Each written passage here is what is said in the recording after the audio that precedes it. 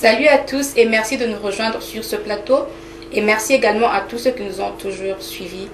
Et comme souvent, je suis accompagnée du dispensateur du temps de la fin, le berger Moïse Louchikou. Bonjour berger. Bonjour Marie. Merci d'être avec nous encore aujourd'hui. Merci. Quel message apportez-vous au peuple de Dieu aujourd'hui? Merci beaucoup. Aujourd'hui, j'apporte au peuple de Dieu un message particulier. Message dans lequel nous allons faire encore un pas en arrière suite à cette révélation que nous avons reçue le 3 janvier 2020 où le Seigneur nous a parlé d'un songe. Et ce songe-là, on nous a montré comment se passera l'enlèvement. Alors, j'en avais déjà parlé et cette fois-ci, je voudrais revenir sur certains aspects que je voudrais scinder en 3 étapes pour que nous puissions revenir sur certains points qui ne peuvent pas nous échapper parce que cela fait partie de notre édification. Merci.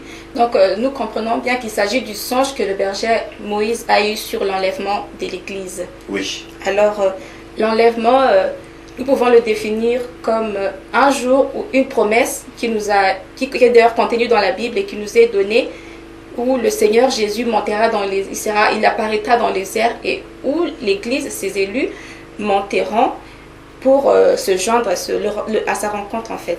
Effectivement. Oui. Donc, le Seigneur Jésus va donner un ordre et un ange va sonner la trompette. Et à partir du son de la trompette, comme la Bible dit que nous serons changés. Et lorsque nous serons changés, automatiquement, le monde nous verra invisible. Mais nous, c'est juste une transformation. Cette transformation-là nous rendra invisibles au son de la trompette.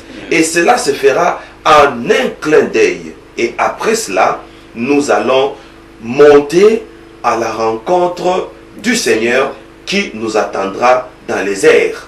Et nous allons rencontrer le Seigneur pour monter avec lui au ciel. Sur la terre, il y aura disparition. Voilà pourquoi on appelle ça l'enlèvement de l'Église.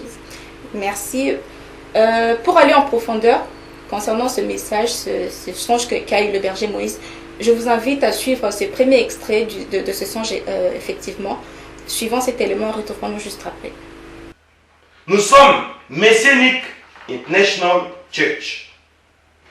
Notre objectif, c'est de préparer l'épouse du Seigneur à l'enlèvement. Quelle est la doctrine qui avait manqué, que nous n'avons pas donnée?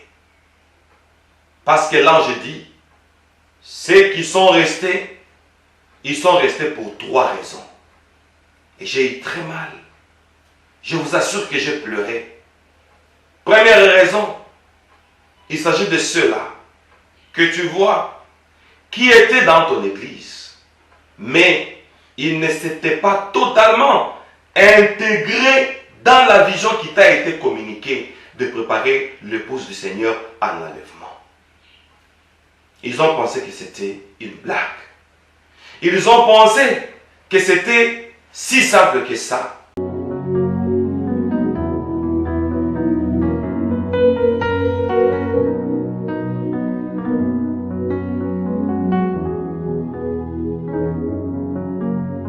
Merci de nous rejoindre une fois de plus sur ce plateau.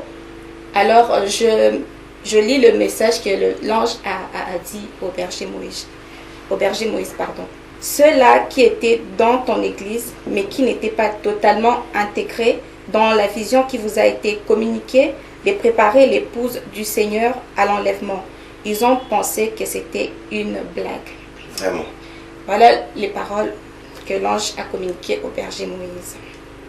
Alors, berger Moïse, dites-nous avec vos mots, c'est quoi une vision? De quelle vision l'ange parle-t-il? Merci.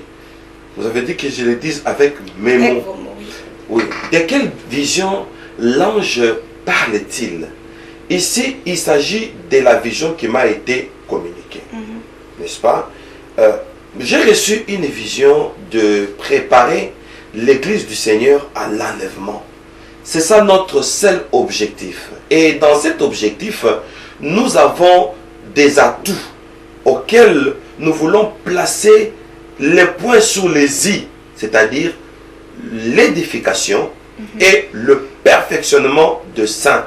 Et dans l'édification et le perfectionnement de saints, nous avons comme devoir de valoriser le retour du Seigneur comme doctrine. Je voudrais parler en soulignant ce mot. C'est ça notre doctrine. Préparer l'épouse du Seigneur à l'enlèvement. Et en cela, l'église du Seigneur, où nous sommes établis comme bergers, doit être édifiée. Et cette façon-là de faire, ça s'appelle la vision. Donc, édifier l'église, c'est ça votre vision pour le temps, pour la préparer à l'enlèvement en fait. Voilà, l'église doit être préparée à l'enlèvement. Alors, l'église doit être édifiée avec le sujet. Et nous devons entrer en profondeur sur ce sujet pour que l'église du Seigneur comprenne qu'ici, si nous sommes là, c'est pour aller au ciel. Si nous sommes là à l'église, c'est pour apprendre comment se préparer pour aller au ciel. Alors, comment ceux qui sont dans votre église peuvent-ils déjà s'intégrer dans la vision qui vous a été communiquée? Vraiment, ceux qui sont dans notre église, nous sommes Messianic International Church.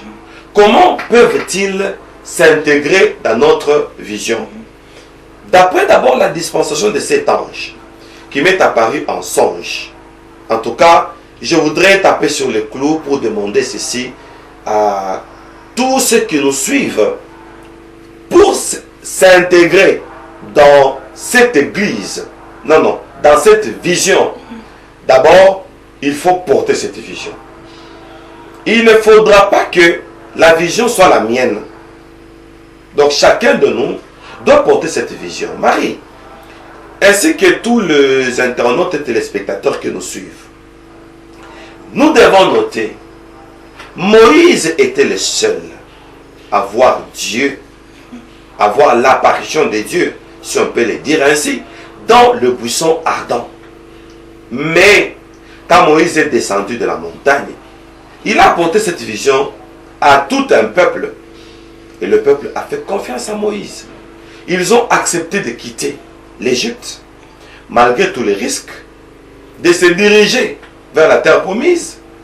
Mais ils ont vu les déserts. Ils devaient traverser la mer Rouge. Ils se sont intégrés dans cette vision pour accepter de quitter un pays tel que l'Égypte, de se diriger dans un autre pays tel que Canaan et de marcher à pied. C'est donc vous obéir en tant que père spirituel aussi. Oui, m'obéir en tant que père spirituel, mais pas obligatoirement, mais faire confiance à tous les prix à payer. Merci. Pour une telle vision, parce que se préparer pour l'enlèvement, je vous dis que c'est un enseignement qui demande un peu beaucoup. Je vais m'expliquer. Et c'est par là que je vais venir sur ce que vous avez dit, m'obéir en tant que père spirituel. Imaginez-vous, nous sommes devant un contraste. Quel est ce contraste? Quelqu'un qui vient à l'église, il a besoin du mariage. Comme c'est la monnaie courante maintenant. Quelqu'un qui vient à l'église, il a besoin d'une délivrance. Et vous lui parlez du retour de Jésus. C'est un peu paradoxal par rapport à ce à quoi on s'attendait. Maintenant, on doit faire confiance pour dire, si nous nous préparons pour le retour de Jésus, en attendant que ces 10 retours aient lieu, Jésus a dit, cherchez premièrement le royaume des cieux et sa justice, et le reste vous sera donné par surcroît. Dans notre version, on dit, ça vous sera donné par dessus. Qu'est-ce que nous devons faire? On fait confiance au berger qui a amené la mission, qui a apporté la vision. On s'est dit, si on cherche premièrement, on met le royaume des cieux à la première ligne comme centre d'intérêt. On s'est dit, si on cherche le royaume des cieux, le reste nous sera donné Donc le reste, ça se donne. Et nous devons nous focaliser sur ce qui se cherche. Voilà comment on peut